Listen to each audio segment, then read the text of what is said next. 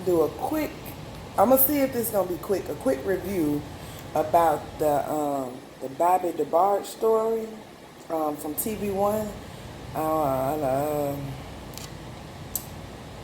First of all, I'm the type of person, I love biopics. I'll watch any type of biopics because, it gives you a better understanding of a person's, life and some of the, like, behind the scenes and, just little stuff that they went through, and it kind of give you a better insight on it. So, I critique all biopics. Like, I look at the like if they doing a particular time or a period, the year. I go back and make sure the year is correct. I make sure the wardrobe is correct. I like to know if they have the correct actors that's playing the part. Are the actors, giving that person justice? Are they giving the music justice?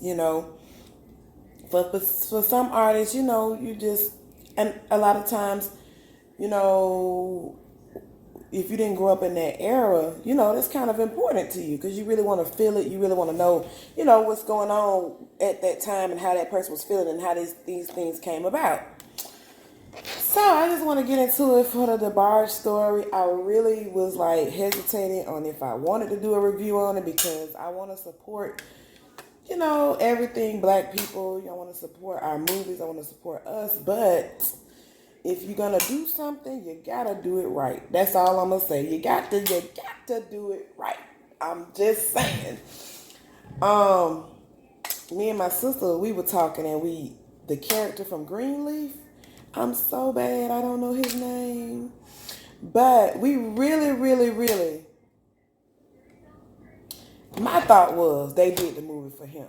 They realized how much he looked like one of the Barges, and they were like, you know what, we should do a movie on them. I don't feel like they did a movie on them. Maybe it was a combination of both, but I just want to give big props to him. He did a good job playing the role, looking like the characters, and, so big ups to him because he does a good job in Greenleaf too. I saw the story on TV1, the Unsung documentary, and the documentary was very, very deep. I feel like for that family to have those many wounds and those many things that go on in their family, that went on in their family, the movie should have been a little bit more detailed on. I mean, it was just like, boom, he in Switch. How did he get in Switch? What made him join a group? You know what I'm saying? Boom, we see him doing crack cocaine and everything. Like, okay, well, damn, we know he on drugs. We know that for one, okay? But how did he kind of get on drugs? You know what I'm saying? Like, it was just, and then, boom, his brothers and sisters come to L.A. Why did they come to L.A.? Okay, we know they can sing, but what was the reason why? Boom, we see the sexual abuse, but it's like, they did flashbacks on it, but it still didn't. I mean, from what I get, okay, the dad abused them, and the mom, she kind of went to church, so I can understand in a household like that could be kind of confusing when you got your daddy beating on you, but your mama going to church serving God. It's like you don't know which way to go. You don't know what to do. And the mom, she was kind of reserved, and she kind of went by, stand by your husband and, things of that nature. And she did, say, well, when it happened to Bonnie, I left. You got to give me that credit. And I believe they were fine with a lot of their family demons, and a lot of their stuff just still hadn't been resolved. And, the only way those things going to be resolved is if they resolve them themselves. Like, they have to come up with that conclusion that this is not it right here. You see what I'm saying? They have to come up with that closure. Maybe this movie will give them closure. Will give them, a little bit closure. Because, I mean, very talented. I mean, they had a whole dynamic working for themselves. The sister wrote songs, and one of the brothers produced, and somebody, everybody had, so they had their own little team working with each other. But, hey, things come into play. And Another thing, like I could really tell that it was like done by the green screen. The best part about it was the few songs that were sung. You know, they did the songs, but damn, if they didn't have the music would be kind of fucked up. Like it was just. And another thing I got from it, and then they touched on James DeBarge and him with Janet. I was kind of seeing through like, okay, well maybe they might not look like Janet, but can they play the role? You know, so I mean, you know, that story we didn't. So you mean to tell me that's the reason why he got married? Because of that conversation he had with his brother? So he decided to elope? Okay. And then what I got from Bobby Debarge was the fact that he was like a functioning uh, drug addict. You know, when James was trying to tell him, "What you want from me, man? What you want? You want money? You want a cigarette?" He asked him for a cigarette. He's like, "What you want? What you want?" He was like, "Man, I got money. That ain't the problem." Then he said, "Man." Then James DeBarge said, man, you high." Bobby DeBarge said, "Man, I'm always high. Man, talk to me. Talk to me. I'm always high. Talk to me. I'm always high. Talk to me." So then I was like, "Oh, okay. So he was a functioning drug addict. You know what I'm saying? So he, that was his thing. We didn't even see him be like, they said he was hooked on heroin at first. We didn't even see that part. We didn't even see him hooked on no heroin either.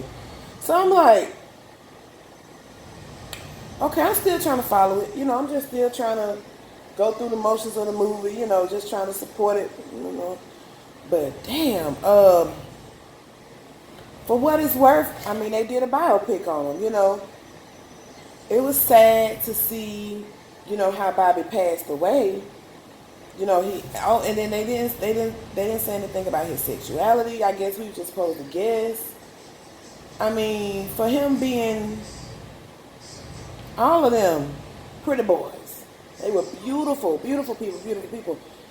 Like, I can imagine what he went through. I know they grew up north, so it's maybe different from down south, but still, I know they still had to go through not knowing or understanding who and what they are. You know what I'm saying? Like, I don't get it. And the movie, Big Boy played Barry Gordy.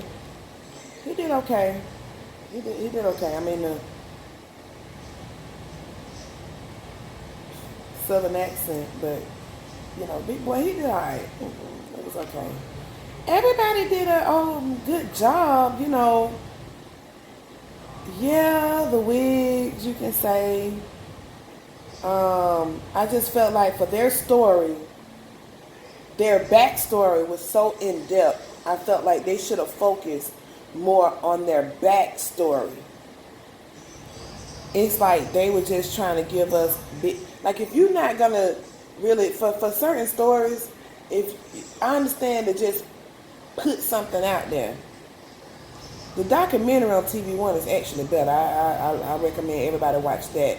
And it gives you a little bit more, like I said, more insight of what really happened and how things came about. The movie is just like a movie.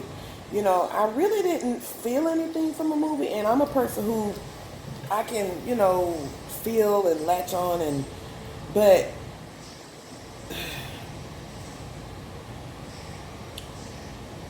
yeah. For what I can say, TV One, they did a movie on their life story to give us something.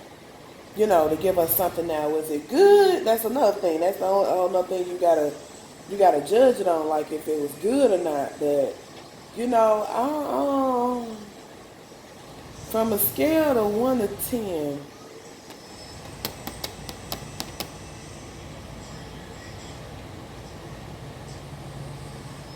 I'm gonna push it over 5. That's all I'm gonna say. I'm push it over 5 because I put that movie in the category of that Flex Alexander movie where he where he played Michael Jackson. in the movie, and everybody was confused, like, what the fuck? So I put that movie in that category. Like, if it's just something to watch, okay. So, but they had the music, the songs, and the songs, those songs,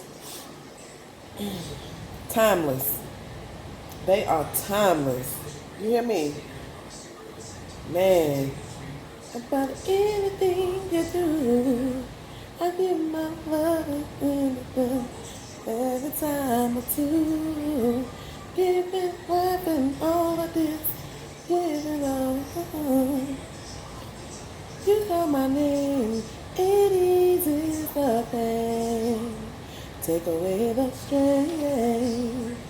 Hey, hey.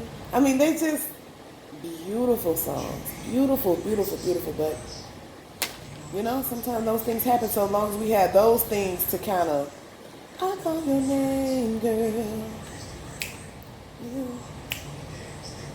I call your name, and it eases the pain.